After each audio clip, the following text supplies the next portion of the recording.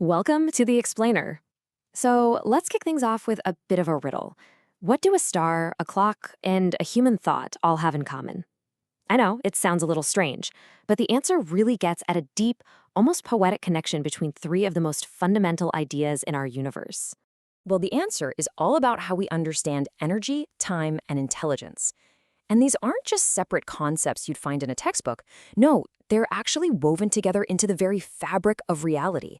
And once you see how they connect, it kind of changes how you see, well, everything. All right, so to really understand intelligence, we've got to set the stage first. And that means getting a handle on the deep, inseparable dance between energy and time. You know, it's easy to think of time as some kind of medium, right? Like a river that energy just flows through. But physics tells us, nope, that's not quite right. Time isn't a substance, it's a dimension. It's the stage where the entire play of the universe unfolds. Now, this is where it gets really cool. There's this beautiful idea in physics called Noether's theorem, and what it says is just fascinating. Basically, the only reason energy even exists as this thing that's always conserved is because the fundamental laws of physics don't change from one moment to the next. The steady march of time is what makes energy a real, quantifiable thing. They're fundamentally linked. So here's the bottom line. Even when you get down to the quantum level, energy is all about frequency. It's a vibration, an oscillation. And think about it, you literally can't have a vibration without time for it to happen in. If you freeze a single instant, the whole concept of energy just vanishes.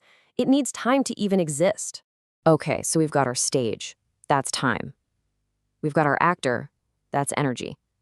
So, where does intelligence fit into this cosmic dance? What's its role? Here's the big idea. Intelligence isn't a resource, like energy, and it's not a dimension, like time. It's the process. It's the choreographer that decides how energy gets used over time to actually achieve something useful. It's what turns raw potential into real purpose. And this example with the bees, it's just perfect. It shows you exactly how intelligence acts as this incredible amplifier. I mean, both bees have the same amount of time, the same amount of energy, but the one that uses information better, the smarter one, gets a way bigger payoff. It's not about having more fuel in the tank, it's about having a better map. So how does it pull this off? Well, it's got this fundamental toolkit. It's basically a four-step loop. First, it senses the world and gathers data. Then, it looks for meaningful patterns in all that noise. Next, it uses those patterns to predict what's probably going to happen next. And finally, it makes a decision, choosing the best action to take. That's the cycle that turns raw info into smart action. All right, let's pull the camera back now and look at the big picture, because this isn't just about being efficient. This is about a fundamental struggle against the very nature of the universe itself. You see, the universe kind of has a default setting. It has this relentless natural pull from order towards disorder. Your hot coffee always goes cold. Your headphones always get tangled in your pocket. Things just tend to fall apart, right?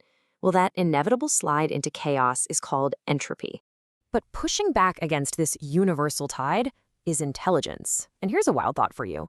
Intelligence seems to be the only force we know of in the entire universe that actively fights entropy. It takes scattered, random stuff and organizes it into these amazing pockets of complex, useful order. Things like a city, or a computer chip, or even a living cell. Its secret weapon in this fight is something called temporal leverage. And this is where the magic really happens. It's all about foresight. It's the ability to use a tiny little bit of energy right now to think, to plan, to build something small in order to get a massive payoff or avoid a huge disaster way down the line. It's making the right small move now for the biggest possible win later. So let's tie this all together. Let's step back and look at this whole cosmic play in its entirety. It really does boil down to this beautiful metaphor. You've got time, that's the stage where everything happens. You've got energy, that's the actor on the stage, the raw capacity to do things. But, and this is the absolute key, you have intelligence, and that's the script. It's the information, the instructions that give the actor's performance meaning and purpose. Because without that script, what do you have? Just some actor flailing around on stage, making random noise. Energy moving through time without intelligence is just heat radiating into space or useless static. It's like a clock ticking in an empty room. There's a process happening, sure, but there's no meaning, no outcome. And that leaves us with one last really big question to chew on. If the patterns of life and creation and thought are the universe's script, it kind of begs the question, who or what is the author?